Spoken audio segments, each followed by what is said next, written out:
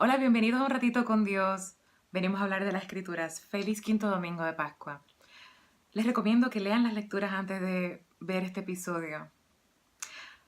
Bien, en la primera lectura estamos hablando de Pablo, que de alguna manera está regresando a Jerusalén porque él reconoce que necesita la ayuda de los discípulos. Los discípulos estaban un poquito sospechosos de él y luego lo aceptan, lo ayudan, lo educan, ¿no? Y hasta que estuvo listo para ser enviado a misionar. Bien. Era difícil ser Pablo porque Pablo tenía que vivir con su pecado, con sus remordimientos, de todo el mal que había hecho. Y estaba tratando constantemente de transformarse, de cambiar, de convertirse. Y esto no fue un proceso que terminó en Damasco, esto continúa todos los días de su vida. Entonces, la segunda lectura nos habla de cómo nosotros podemos de alguna manera trabajar con nuestra conciencia, trabajar con nuestros remordimientos, trabajar con el pecado. Y de alguna manera nos dice en la primera carta de Juan que nosotros trabajamos con nuestro pecado amando, ¿bien? Amándonos los unos a los otros, amando la verdad y obrando, ¿bien? Entonces, vamos a tranquilizar nuestra conciencia, como dice, delante de Dios. Porque Dios es más grande que nuestra conciencia y todo lo conoce. Bien, entonces Dios no va a esperar a que nosotros terminemos de ser perfectos, porque jamás lo seremos, para ponernos a trabajar. Primero con nosotros mismos y después con los demás. Dios va a transformarnos poco a poco. Dios nos va cambiando poco a poco. Bien. Tenemos que confiar en Jesucristo. Tenemos que confiar en el Padre para progresar en este camino. Porque una señal de que progresamos es un aumento de amor, un aumento en servicio, ¿bien? Un aumento en gracia y en fe. Y eso es abundante. ¿Bien? Porque si hacemos lo que Dios quiere, cuando pidamos, Él nos da. ¿Por qué?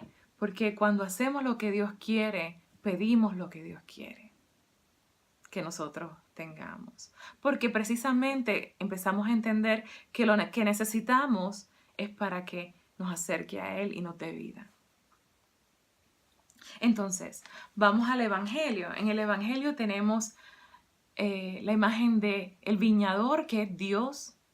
La vid es un arbusto. Aquí tengo yo un prop. Es el arbusto, ¿no? El viñador cuida del arbusto, la vid es este arbusto y nosotros somos las ramitas, los sarmientos. ¿Bien? Entonces, cuando hablamos de sarmientos hablamos de ramas, cuando hablamos de vid hablamos del arbusto que está enraizado, ese es Cristo, los sarmientos somos nosotros. Y Dios Padre, el viñador. Entonces, el Evangelio nos habla de nuestra dependencia de Dios, ¿no? Y cómo tenemos que realizar que sin Dios no somos nada y más sin Cristo tampoco somos nada, ¿bien? Porque Cristo es el que se mantiene firme, es ese lazo con el Padre que nos une con el Padre, que nos alimenta, que nos da vida. No hay vida sin Jesús, no hay vida sin el cuidado del Padre. Bien, entonces, cuando estamos unidos a esa vid, verdecitos, alimentados de esa vid, damos fruto.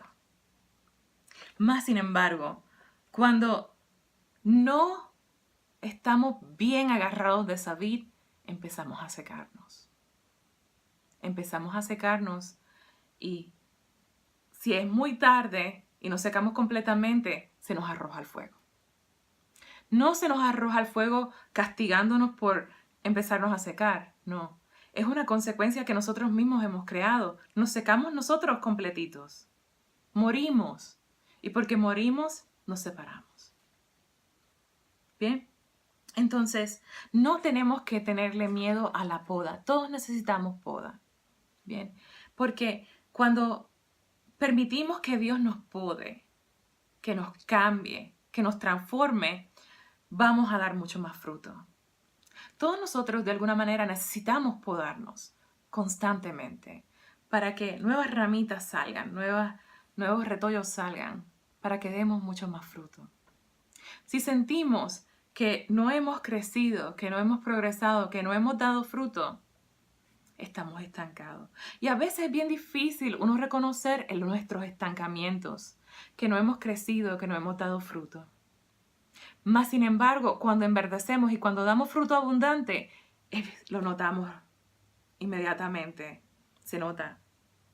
Es bello. Un árbol frutal lleno de fruto. Más que triste es ver un árbol sequecito, sin fruto. Y a veces nos pasa eso.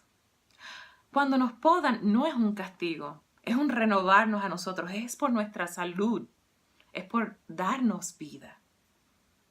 Entonces tenemos que ponernos a la disposición de ser cortados, de ser podados. Que Dios trabaje en nosotros para enverdecernos. Bien.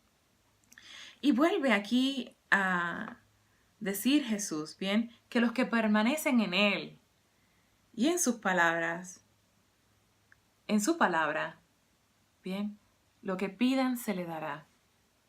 Lo que pidan se le dará, porque cuando tenemos una relación íntima con Jesús sabemos qué pedir. No es para malcriarnos, bien, y decirnos dame una casa nueva, dame cualquier cosita, no, cosas materiales como a veces nos limitamos a pedir. Pero pedir las cosas que dan gloria a Dios, las cosas que nos hacen fructíferos. Si es para eso, Dios tiene gracia abundante. ¿Bien? Entonces, es algo radical el declarar esa dependencia de Jesucristo, el radicar esa dependencia del Padre. Bien, muchos de nuestros hermanos hacen algo radical parecido, pero lo nuestro es mucho más fuerte, ¿no? Porque cuando nosotros decimos, bien, diferente decir, yo acepto a Jesús como mi salvador personal, ¿no? Y ir a testimoniar, ¿no? Cuando yo digo y reconozco que Jesús es quien me alimenta, que Jesús es mi fuente de vida, bien, y que yo quiero que Él me transforme, bien, hacemos todo eso cada domingo, cuando nos levantamos de nuestro banco y nos acercamos a la Eucaristía. Le decimos, tú eres mi vida, tú eres mi alimento, tú eres mi bebida. Tú eres mi carne y mi sangre. Que tu carne y tu sangre sean en mí uno y yo en ti. Yo quiero ser parte de ti, sé parte de mí. Toma mi vida.